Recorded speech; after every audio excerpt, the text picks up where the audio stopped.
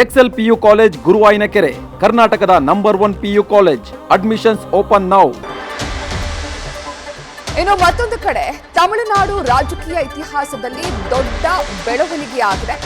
TVK ವಿಜಯರನ್ನ ಅಧಿಕಾರದಿಂದ ದೂರವಿಡಲು ಬದ್ಧ ವೈರಿಗಳು ನಿರ್ಧರಿಸಿದ್ದಾರೆ. ಡಿಎಂಕೆ ಮತ್ತು ಎಐಎಡಿಎಂಕೆ ಪಕ್ಷಗಳ ಮೈತ್ರಿ ಮಾತುಕತೆ ನಡೀತಾ ಇದೆ ಎನ್ನುವಂತಹ ಮಾಹಿತಿ. 59 ಕ್ಷೇತ್ರಗಳಲ್ಲಿ ಡಿಎಂಕೆ ಗೆಲುವನ್ನ ಸಾಧಿಸಿದೆ. ಇನ್ನು ಡಿಎಂಕೆ ಎಐಡಿಎಂಕೆ ಎರಡೂ ಸೇರಿದ್ರೆ 106 ಆಗುತ್ತೆ. ಇತರ ಪಕ್ಷಗಳ ಜೊತೆ ಸೇರಿ ಸರ್ಕಾರ ರಚನೆ ಮಾಡುವಂತಹ ಮಾತುಕತೆ ನಡೀತಾ ಇದೆ ಎನ್ನುವಂತಹ ವರದಿಯಾಗಿದೆ. ತೆರೆಮರೆಯಲ್ಲಿಯೇ ರಾಜಕೀಯ ಬೆಳವಣಿಗೆಗಳು ತಮಿಳುನಾಡಿನಲ್ಲಿ ಚುರುಕನ್ನ ಪಡೆದುಕೊಂಡಿದೆ. ಇನ್ನು ತಮಿಳುನಾಡಿನ ಈ ಬಾರಿಯ ಚುನಾವಣೆಯ ಫಲಿತಾಂಶ ದೇಶದಲ್ಲೇ ಸಂಚಲನವನ್ನ ಮೂಡಿಸಿತ್ತು.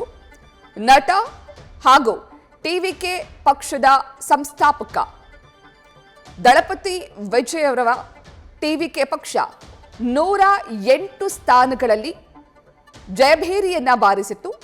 ಸದ್ಯ ತಮಿಳುನಾಡಿನಲ್ಲಿ ಮ್ಯಾಜಿಕ್ ನಂಬರ್ 118. ಹಾಗಾಗಿ ಟಿವಿಕೆ ಪಕ್ಷಕ್ಕೆ 10ರಿಂದ 12 ಸ್ಥಾನಗಳ ಕೊರತೆ ಇದೆ.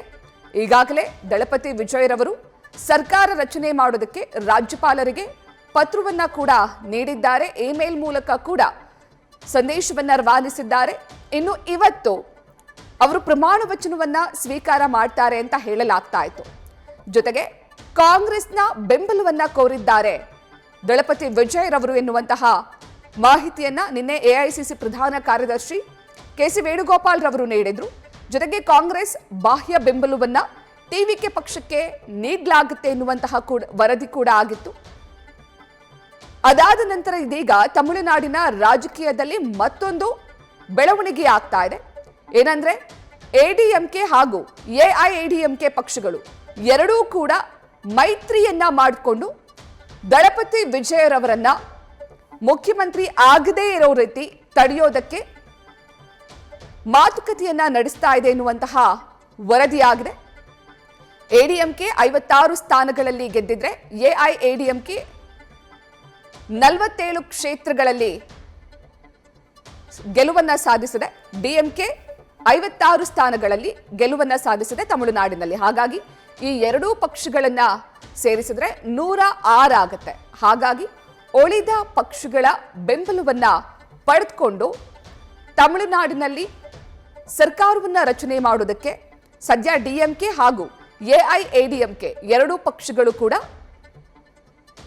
ಸಿದ್ಧವಾಗಿವೆ, ಮಾತುಕತೆಯನ್ನ ನಡೆಸ್ತಾ ಇದೆ ಎನ್ನುವಂತಹ ಮಾಹಿತಿ ಲಭ್ಯವಾಗ್ತಾ ಇದೆ.